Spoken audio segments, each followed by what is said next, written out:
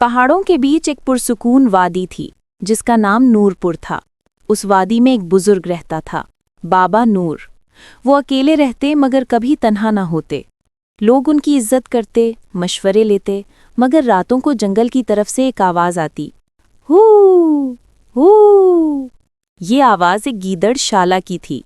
बाबा नूर अक्सर कहते, ये जंगल का हिस्सा है, डरने की नहीं बल्कि समझने की चीज़ है। एक रात बाबा नूर लकड़ियां जमा करने जंगल में गए। अचानक पीछे से आवाज़ आई, खड़खड़ खड़। बाबा नूर ने मुड़कर देखा, एक दुबला सा गीदड़ जख्मी टांग के साथ उन्हें देख रहा था। बाबा ने आहिस्ता कहा, अरे तुम तो डरे हुए लगते हो, आओ मैं नुकसान नहीं पहुंचाऊंगा। गीदड़ ने भूख से हल्की सी आवाज़ निकाली। बाबा नूर ने अपने थैले से खुश्क रोटी निकाली और आगे रख दी। गीदड़ ने सूंघा, फिर खाया, फिर आहिस्ता से दूर हो गया। बाबा मुस्कुरा दिए।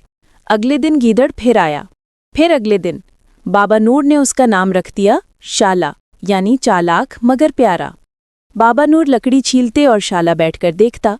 यूं आहिस्ता आहिस्ता दोस्ती बन गई।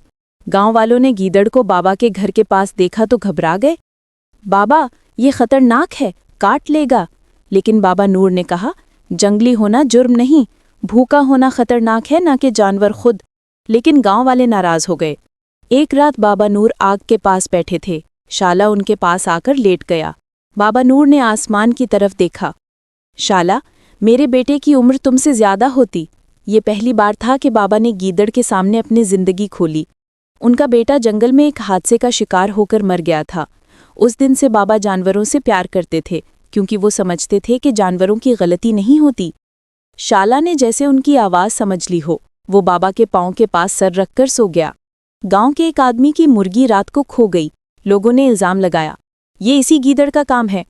बाबा ने कहा, शाला कभी नुकसान नहीं करता। लेकिन गांव वालों ने मानने से इनकार कर दिया।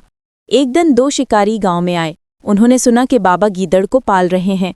हम इसका शिकार करेंगे, ये वादी में फसाद फैला रहा है। बाबा ने सख्ती से कहा, कोई इस जंगल का मालिक नहीं और ये गीदड़ मेरे मेहमान की तरह है। लेकिन शिकारी हंस पड़े। रात को अचानक शाला जोर जोर से भौंकने लगा। बाबा बाहर निकले तो देखा, शिकारी बाबा के मुर्गी खाने के पास थे। शाला ने शिकारियों को भगा दिया।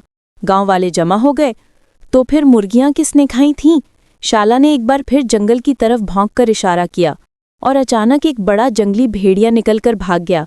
सच सामने आ गया। गांव वाले हैरान रह गए। ये तो हमारा मुहाफिज निकला। बाबा, हमें गलतफहमी थी। शाला सबके पास बेजरर बैठा था। लोगों ने उसे दूध और रोटी देना शुरू कर दी। शिकारी अभी भी वादी में घूम रहे थे। शाला को मालूम था कि वो दोबारा आएंगे। रात को बाबा सो रहे थे कि शाला ने जंगल की तरफ भौंककर इशारा किया। बाबा समझ गए, मसला अभी खत्म नहीं हुआ। अगली रात शिकारी ने शाला को फंदे में फांसने की कोशिश की। शाला फंस गया और जोर जोर से आवाज निकाली। बाबा भागते हुए आए। अरे इसे छोड़ दो, बाबा चीखे। शिकारी ने गुस्से में बाबा को धक्का दिया। ये जंगल हमारा है। बूढ़े बाबा जमीन पर गिर गए। शाला ने पूरी ताकत से रस्सी काट दी और शिकारी पर भौंककर हमले की हालत में आगे बढ़ा। गांव वाले शोर सुनकर आए और शिकारी को पकड़ लिया। बाबा ने जख्मी हाथ से शाला को देखते हुए बोला, तुमने मेरी जान बचाई। मैं सोच भी नहीं सकता था कि एक जंगली जानवर इतनी वफादारी दिखा सकता है। शाला बाबा के हाथ चाटने लगा। गांव वालों ने कहा, बाबा, शाला हमें महफूज रखता है, इसे हमारे साथ रहने दें। बाबा ने हल्का सा मुस्कुराकर कहा, शाला जंगल का है, कैद का नहीं। मैं इसे आज़ाद रखूंगा। जो आना चाहे अपनी मर्जी से आए। शाला ने मोहब्बत भरी नज़रों से बाबा को देखा, जैसे उसे सब समझ आ गया हो। सुबह हुई। बाबा की मस्जिद जाने की आदत थी। वो निकले तो देखा, शाला दरवाजे पर बैठा इंतजार कर रहा था। बाबा ने कहा, तुम तो आज़ाद हो, फिर भी मेरे पास? शाला ने हल्की आवाज़ निकाली और साथ चलने लगा। वक्त गुजरता गया। गांव बदल गया, लोग बदल गए, मगर 2 चीज़ें ना बदलीं, बाबा नूर की नरमी और शाला की वफादारी। लोग इस दोस्ती से सीख गए कि इज्जत और मोहब्बत इंसान और जानवर के बीच भी पुल बना सकती है। एक रात बाबा ने शाला के सर पर हाथ रखा और कहा, दोस्त, तुमने मुझे अकेला नहीं रहने दिया। शायद इंसानों से ज्यादा इंसानियत तुम में है।